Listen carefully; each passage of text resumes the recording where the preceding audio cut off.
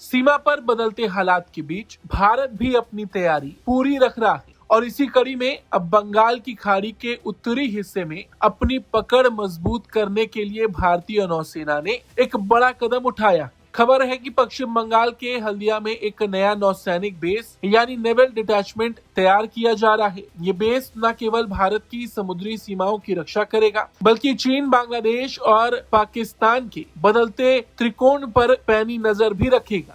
हल्दिया की लोकेशन रणनीतिक रूप से बहुत अहम है। कोलकाता से करीब 100 किलोमीटर दूर स्थित ये बेस सीधे बंगाल की खाड़ी में खुलता है। इसकी सबसे बड़ी खासियत ये है कि अब नौसेना को कोलकाता से हुगली नदी के जरिए होने वाले लंबे और समय लेने वाले सफर की जरूरत नहीं पड़ेगी। जैसे ही कोई खतरा दिखेगा, नौसेना के जहाज हल्दिया में सीधे एक्शन मोड में आ सकेंगे। इस बेस पर नौसेना के सबसे फुर्तीले और घातक जहाजों की तैनाती होगी। इनमें फर्स्ट इंटरसेप्ट क्राफ्ट FIC और new water jet fast attack craft शामिल हैं। ये जहाज 45 नॉट्स की तूफानी रफ्तार से दौड़ सकते हैं और मशीन गन के साथ साथ स्मार्ट मिसाइलों से लैस होते हैं। ये छोटे लेकिन पावरफुल जहाज उन घुसपैठियों के लिए काल साबित होंगे जो पानी के रास्ते भारत में दाखिल होने की कोशिश करते हैं। अब यहाँ पर एक सवाल ये है कि भारत को हल्दिया में इस बेस की जरूरत क्यों पड़ी? तो इसका जवाब है बदलती जियोपॉलिटिक्स। एक और चीन की नौसेना हिंद महासागर में अपनी मौजूदगी बढ़ा रही है,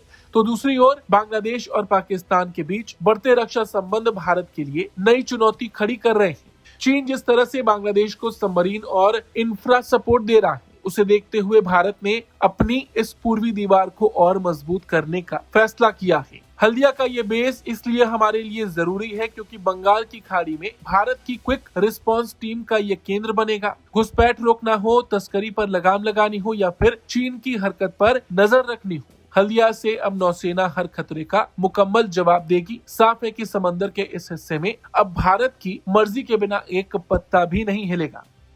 ब्यूरो रिपोर्ट, भारत तक।